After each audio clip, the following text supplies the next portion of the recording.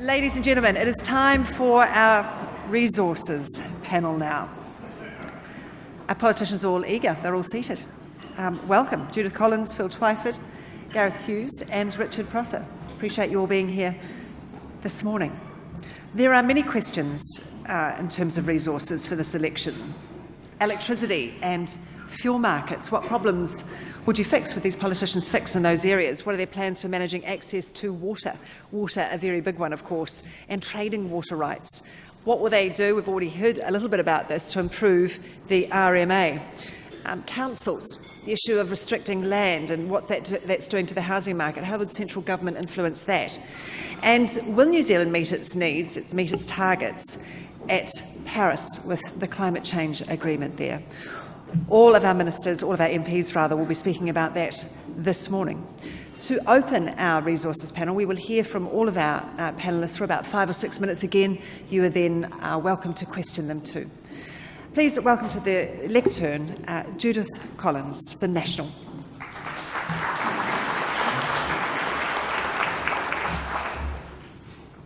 Well, thank you very much, Rachel, and thank you everyone for being here. I particularly want to thank Business New Zealand and Deloitte, as well as any other sponsors, because it's really important that we have this sort of debate. Also acknowledge the other contestants in this beauty pageant. So, answering the questions that have been put to us, National believes in realising our energy potential. Our priority is to maintain our competitive energy market and ensure the settings are right to foster innovation, technology uptake. Ultimately, it's about consumer choice. We also need to take full advantage of our abundant natural resources, whether they're hydrocarbons, minerals or rare earths, while maintaining the strong environmental and safety provisions that we have developed. The question is how we'd fix energy problems in the energy and fuel markets. I've got a few ideas. The electricity sector, by the way, is working really well, and that's backed up by the International Energy Agency, who just this year said that New Zealand is world leading thanks to appropriately targeted government intervention. National's electricity reforms have ensured that New Zealanders pay less for power at just 2.9% of average weekly expenditure. And my key focus in energy is security of supply and ensuring that the settings are right so that consumers can get the energy they want in the way that they want it, whether it's from the grid or a solar tiled roof. We will remove barriers to emerging technologies, and we'll certainly look at the low fixed charge, which is a policy that we inherited from the previous Labor government, which is simply not working. Instead of offering affordable and sustainable energy, it is subsidising the cost of power for high-income users and slowing innovation. So we'll review it and come up with an alternative that works for low-income users. This year I commissioned a fuel market study because I was concerned that New Zealanders are paying far too much for diesel and for petrol.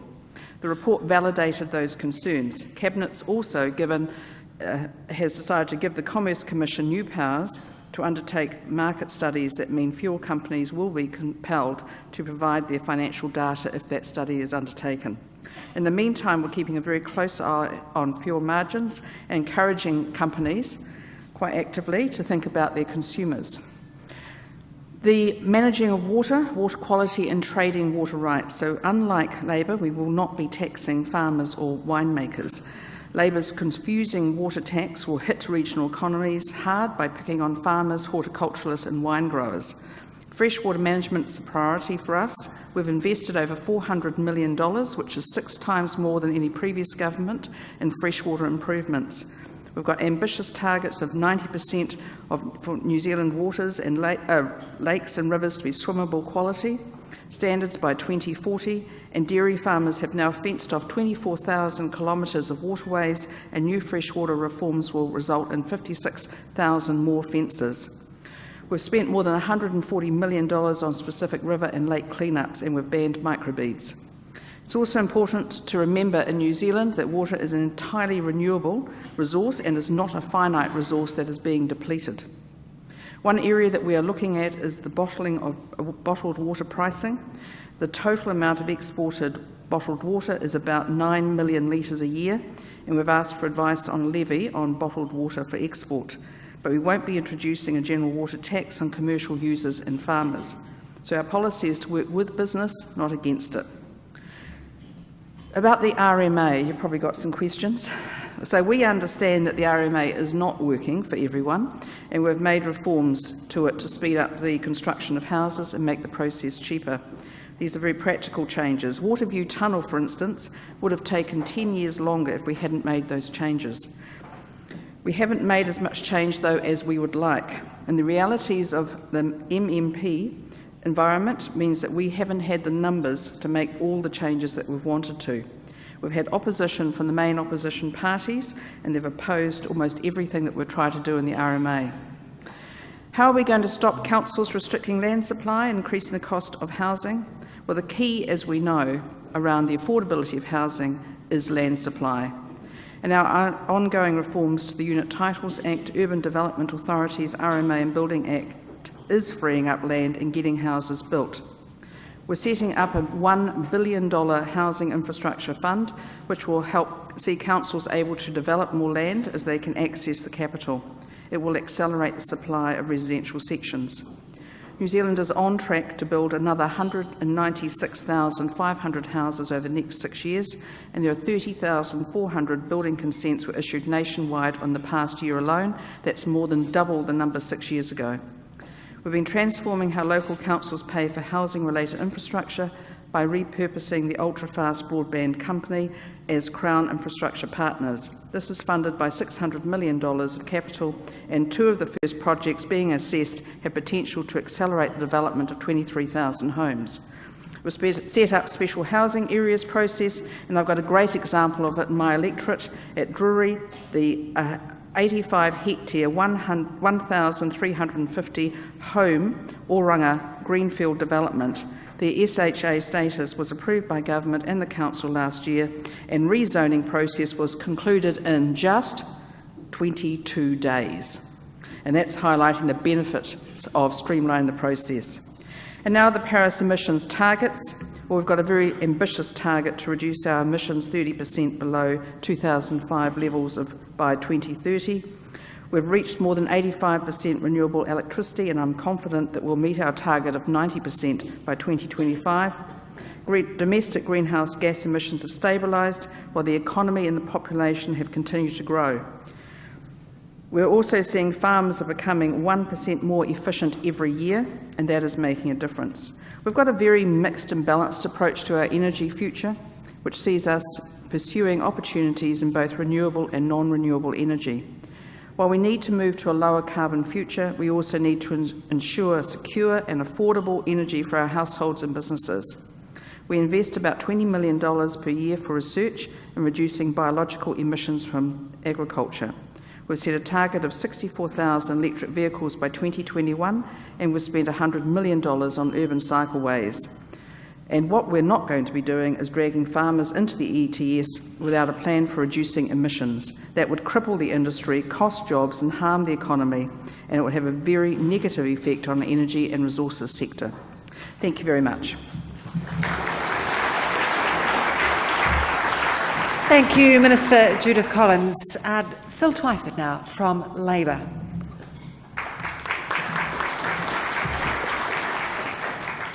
Thank you, Rachel, and thank you, Business New Zealand, for this opportunity. I'm going to start with question 5 and then work my way back down the others. We believe that climate change is the biggest challenge facing the planet and a big opportunity for New Zealand.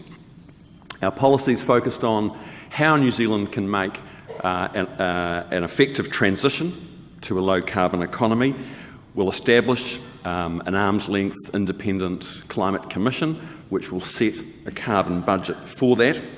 And we're committed to reinvigorating an ETS that was watered down and basically gutted by the current government. We haven't had an effective carbon price for the last 9 years, and that's the priority for us. In terms of electricity and fuel markets, the big challenges, we believe, are to promote energy efficiency and diversify low-carbon renewable energy sources. So our target is to achieve at least 90% renewable low-carbon sources by 2025 and close to 100 by 2040. There's a big opportunity in the land transport sector to make progress on that, and so we will commit to getting a majority of the government vehicle fleet electric by 2025 to grow the second-hand vehicle market. There's also the potential to make some big gains with electrification of urban public transport. So let me talk about water. And there's two main bits to the story about water. The first is our commitment to clean up the nation's waterways. We want your children to be able to swim in the local river in summer without getting sick. That is our policy. And to that end, we will publish a national policy statement under the Resource Management Act that will set standards, and we will see that they are properly enforced. And that will, over a generation, that will restore life to our waterways. The second thing is that we are going to set a resource rental or a royalty on the use of water. There's two reasons for this. We want a contribution to the clean-up from users of water, the cleaning up of the waterways. And secondly, we believe fundamentally that when you use a public resource for private commercial gain, it's only fair that you should pay a royalty, just like you do with petrol, with minerals, even with gravel. So we have set some parameters around what that royalty will look like. So we're talking about 1 to 2 cents for the kind of pristine water that doesn't need to be treated and is bottled and sold commercially. And then 1 to 2 cents per cubic litre, that is per 1,000 litres, for people who use water for irrigation. Now, that's not going to result in $18 cabbages. Let's be really clear about that. But I do want to make it clear that if you believe in the importance of price signals in the economy, if you believe that true costs should be properly internalised, then you should support this policy. There's a generation of young New Zealanders today who don't believe that it's acceptable anymore to pollute our waterways in the way that has happened in the last few decades. Finally, let me talk about the RMA and councils. As Grant said in the earlier session, we're not convinced by those who just want to throw the RMA out and rewrite it from a blank piece of paper. If we did, we'd probably end up inventing something that provided a similar kind of framework with access to the rule of law. But let's also be clear that the outcomes that councils have delivered under the RMA have been a major contributor, if not the root cause, of disastrous failures in managing urban growth and urban planning. But the big failure has been the lack of national direction under the RMA. And for all of Nick Smith's tinkering with the RMA over the last 9 years, the effect of it has been to make the RMA more complicated, more expensive and more cumbersome without actually tackling the root cause of our urban growth problems, and that is highly restrictive zoning and land use rules and the use of an urban growth boundary that chokes off the supply of new land and stops our cities from making room for growth. It's our policy to publish a national policy statement under the RMA that will ban the use of the urban growth boundary in our country's biggest city. Instead, take a smarter approach to managing urban growth that allows our cities to grow up and grow out. That is the only way that we will bring down the absurdly expensive cost of urban land in our high-growth cities. But it's not just the RMA. And the other big failing of this government has been their unwillingness until the last few months of 9 years in government to try to tackle the broken system for financing infrastructure. There's a world of cheap cash out there wanting to invest in our infrastructure, but the current system we have won't let it. Labor will turn on the tap by accessing bond finance internationally, packaging it for new infrastructure for urban development serviced by a targeted rate. That is one of the key things we'll do to solve the problem. We also need a much gruntier, joined-up approach by central and local government to deliver medium and long-term strategies for regional growth. That will give the private sector the certainty it needs to know when and where to invest. We're going to shift the tax settings on property speculation. We need an economy that allocates capital to the productive economy. We have $1 trillion residential housing portfolio in this country. It is sucking vast amounts of capital away from our productive businesses that generate jobs and exports. That has got to change. We want industry that builds things of value. We are never going to get wealthy as a country selling houses to each other. We need, in the urban growth space, a government that is committed to being a smart enabler of growth and development. That is not happening right now. We will do it by using the government's balance sheet through things like KiwiBuild to build affordable houses, urban development authorities to lead and master plan ambitious at-scale urban development, reforming the planning system to make it more pro-growth, turning on the tap for infrastructure finance. Those are the things we can do, and we will unlock one of this country's biggest challenges, and that is the failure to manage urban growth. Thank you.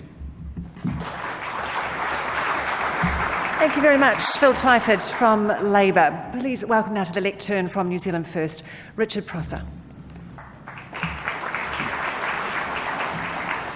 Thanks, Rachel. Thanks to Business New Zealand. I'd like to acknowledge my parliamentary colleagues.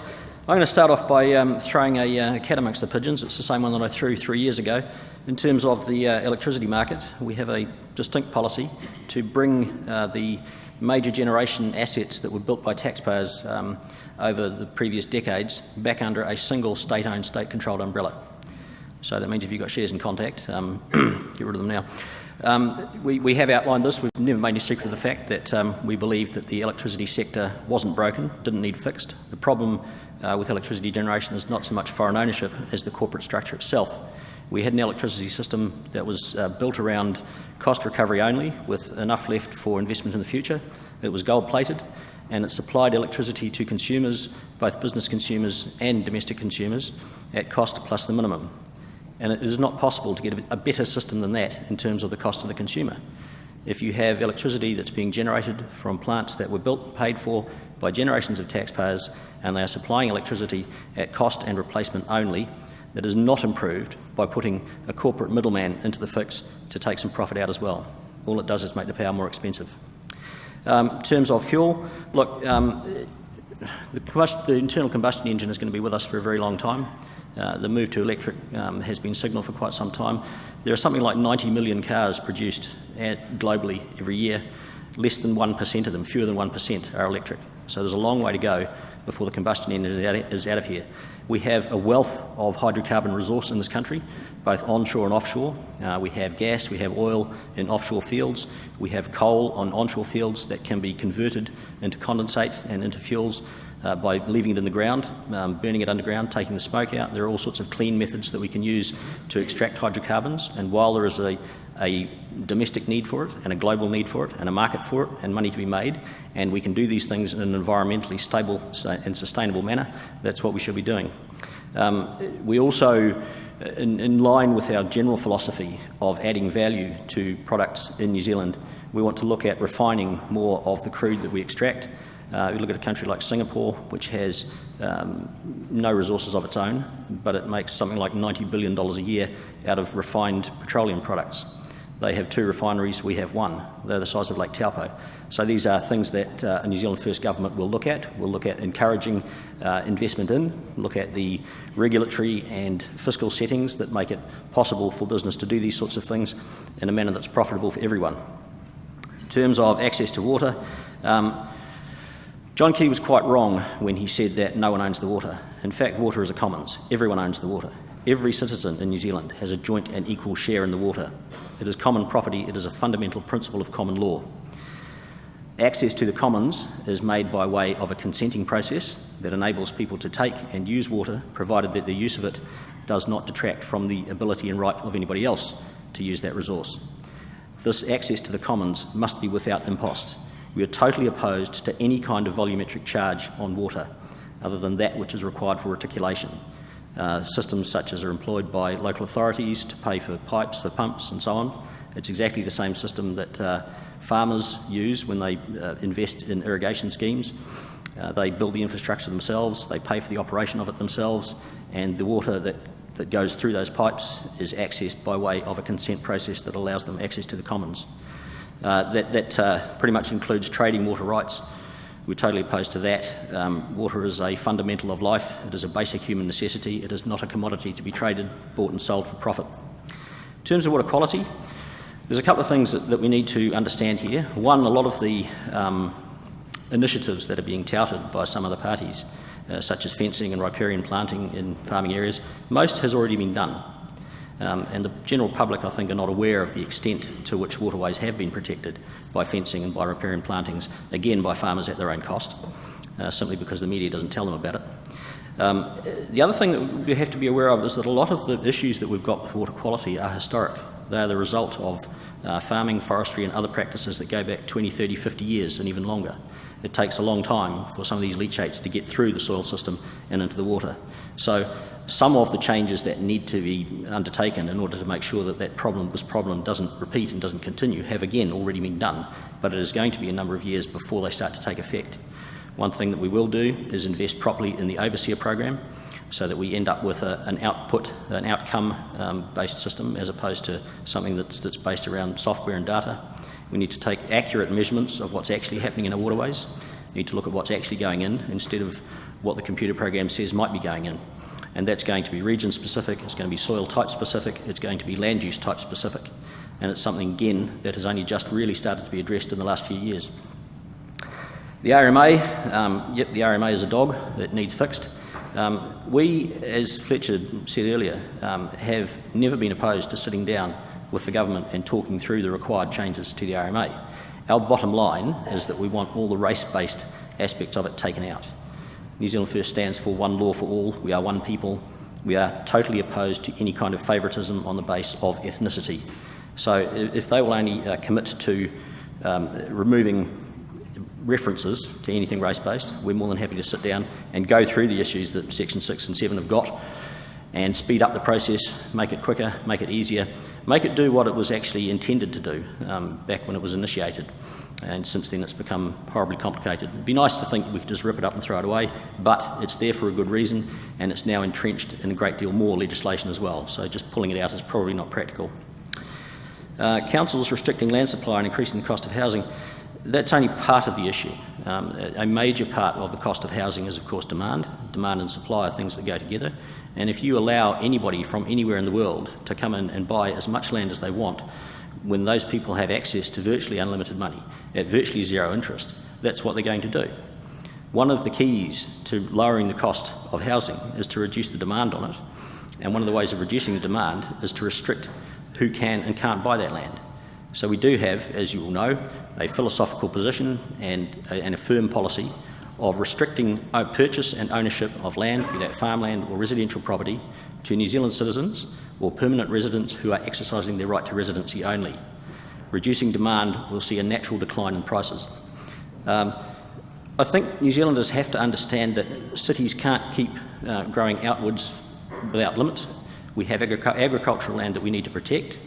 Going upwards is probably the answer, but that needs to be done in a consultative process with the public, with councils, so that people understand that there are realities that need to be taken into account. We can't stop being an agricultural nation unless we start doing something else, and I don't think anybody wants to do that.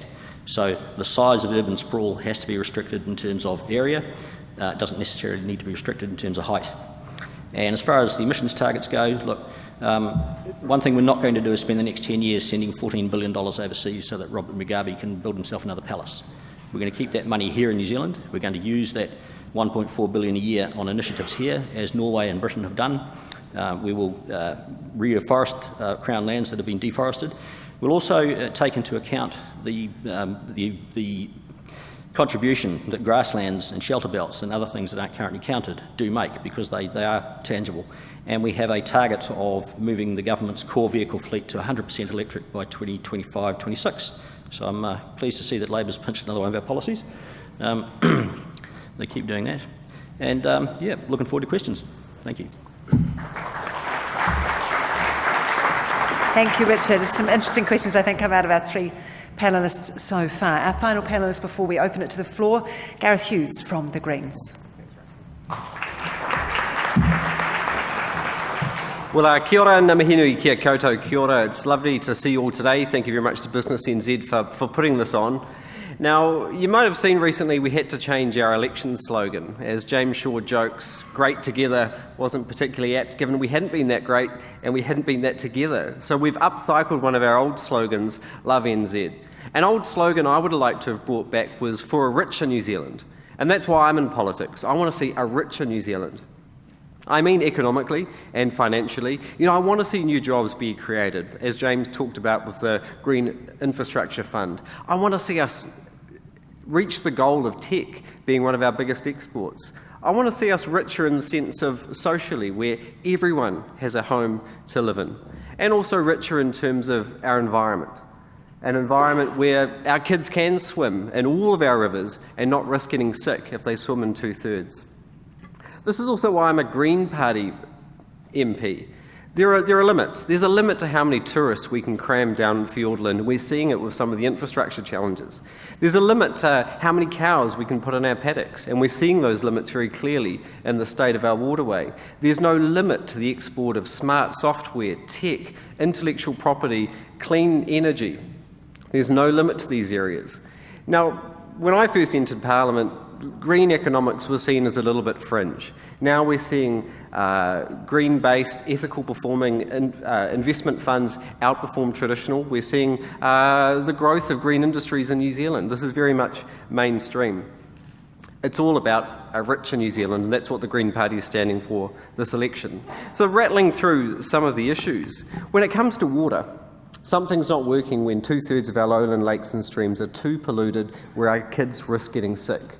What we would do is work with iwi, work with scientists, work with farmers to find a fairer way, a market-based solution to allocate water. Using that revenue gained, we can recycle that back to clean up our farms, work with those smart farmers, plant riparian strips. In terms of water bottling, it doesn't make sense that we slap a levy on to oil and gas, gravel even. We need to do the same with our natural fresh water, and we've proposed a 10 cents per litre water bottle export levy.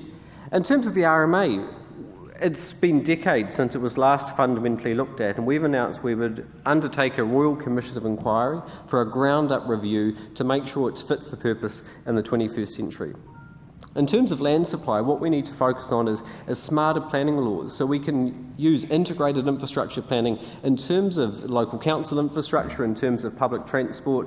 What we can't do, though, is simply have our cities sprawl out across the countryside.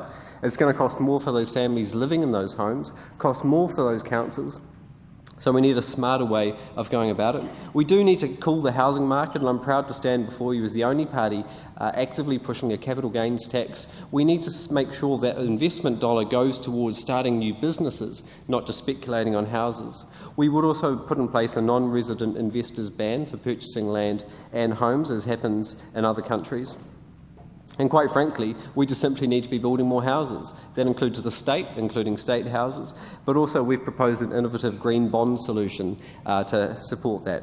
When it comes to climate change, the greatest environmental challenge of all of our generations, we've supported the idea of an independent climate commission, as James talked about earlier, greater climate reporting in terms of government. And then when it comes to the all-important price signal, we've proposed a carbon tax cut where we can have a simpler, more easily understood, more reliable for business carbon tax, but recycle that revenue through a tax cut to New Zealanders. It's energy, the area I really want to focus on, because this is a great area where we can reduce emissions and grow jobs and boost exports. Now I want to thank BusinessNZ's Business Energy Council. About 4 years ago, we basically sat in a room and talked to ourselves, and we came up with a policy called NZ Power, which was deeply, deeply unpopular amongst many people in this room. We did an exact 180-degree turn in terms of developing our policy for this election. And look, it was fantastic to have the opportunity to consult with businesses, and I want to thank BusinessNZ's Energy Council for helping facilitate that. We've listened very clearly to the sector, and the question is, what problems would we fix? Firstly, it's making sure we have a competitive wholesale electricity market. We've heard from those small and big retailers and provided some solutions around a market review, greater information disclosure. In terms of electricity affordability, we've proposed recycling the dividends paid to the state to support those low-income houses with a winter energy payment. And then when it comes to finding more efficiencies in the electricity system, we've proposed greater cooperation amongst our 29 distribution monopolies, the lines companies, using some analogies from the Local Government Act.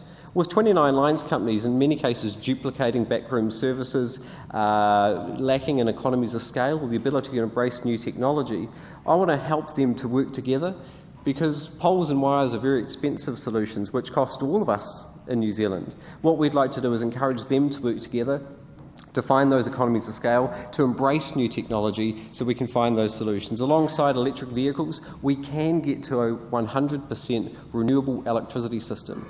Alongside the policy launch, I published a technical paper from the Rocky Mountain Institute and Energy Efficient International showing how we could get to 100%. So there's a good example of how we've worked with business to come up with robust and comprehensive policy solutions which will deliver a richer New Zealand in terms of jobs, in terms of exports, and in terms of protecting the environment. Thank you very much. Kia ora.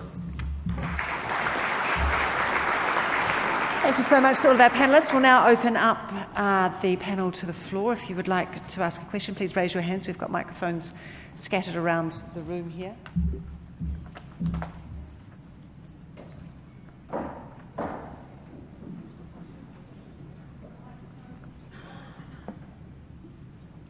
Hello, I'm Tony Nagel from Mercury. I have a question for Richard Prosser. You said that you were going to nationalise or renationalise the electricity companies. Just a very quick calculation in my head, allowing for the half of Contact, Mercury and Genesis that the government doesn't already own, and all of Contact, that would be around about 11 or 12 billion. So how are you going to fund that? It'll be over a period of time, obviously. This is not going to be, write a cheque today and go try cash it tomorrow. It will be, these institutions will be purchased back at whatever they were sold for, and not more than that. We signalled that a couple of years ago. Well, look, we did. We said that's what was going to happen. There are various ways that we can do this: long-term infrastructure bonds, the super fund. There are revenue streams that are available to government for taking actions of this type. But in the long term, we believe that because of the nature of the infrastructure as it's been set up, the ownership of it as it was, the investment that was put into it by generations of taxpayers, and the lack of good value that they're getting out of it now. I remember when Max Bradford brought those first reforms in, he said, you'll see in about 18 months the price of power will start to drop. Well, actually it doubled, and it's only been going up ever since.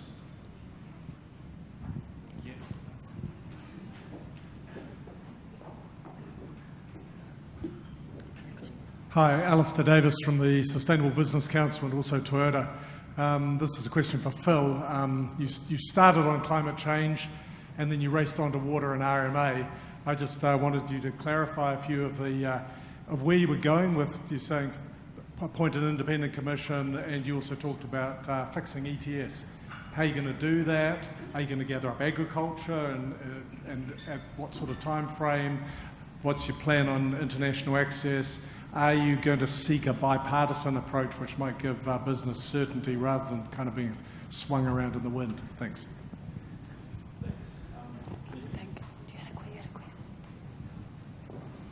Should be on, I think. No. Can you hear me? Loud and clear. Thanks for that question.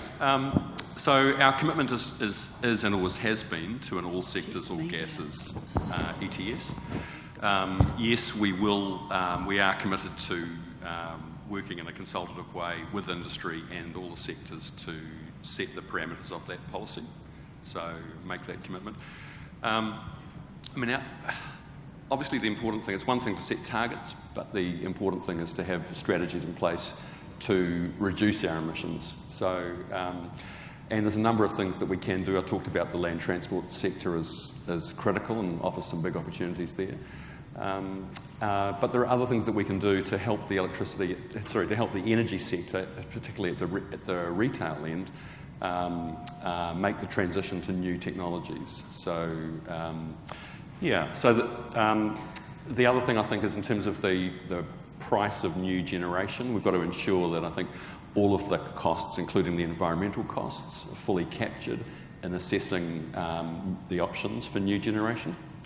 And the big challenge really is to ensure that we're bringing on stream enough of a diversification of renewable and low carbon options like solar and wind and tidal actually, supported by our hydro scheme, which is mature and I don't have the capacity to expand anymore, but does act as a giant battery for the overall system. Okay, thanks, Phil. I think we've got a question here. Hi there, I'm Lisa Marie Rakan, representing quite a few of our primary producer and water project clients, mainly out of the South Island. Phil, question for you more on governance. In terms of RMA changes, do you guys have an idea at this stage what type of split there will be between decision making between local regional government and central government for any changes that you're looking at to tighten up the RMA, change the RMA Act, particularly in terms of exclusions and decision making? Who's that question for? Do you want to get that? Sorry, that's for Phil. So sorry, it's about the time frame for No, reform? it's about the split decision making between local government and central government making, particularly in regard to consenting processes and exemptions. So we're not intending to change the basic division of labour on consenting that currently is within the RMA. Our main proposal is by providing much stronger national direction through national policy statements.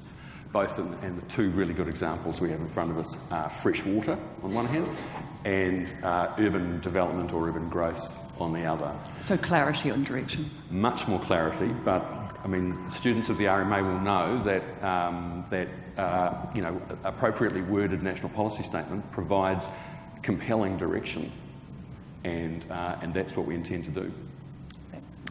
All right. Any more questions from the floor, please? Yes, we do. We've got one here. Make this the final one. I know people have got planes to catch. A follow-up from Business New Zealand.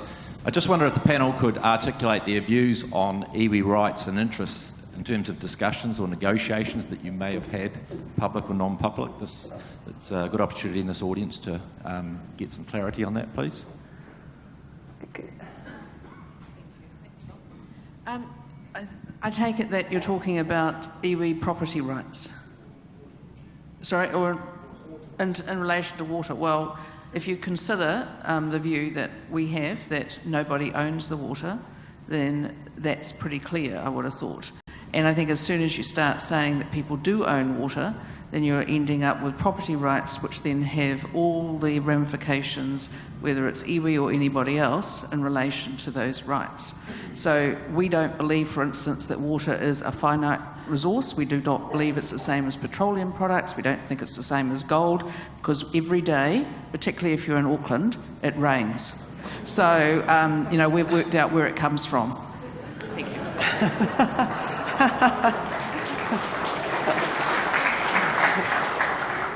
I think Labour would argue water is gold. I think, wasn't that what Jacinda Ardern said?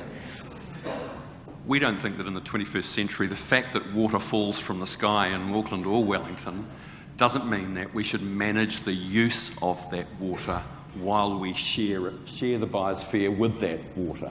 So we need a modern way that properly manages all of the demands that we place on water as an economy and as a society.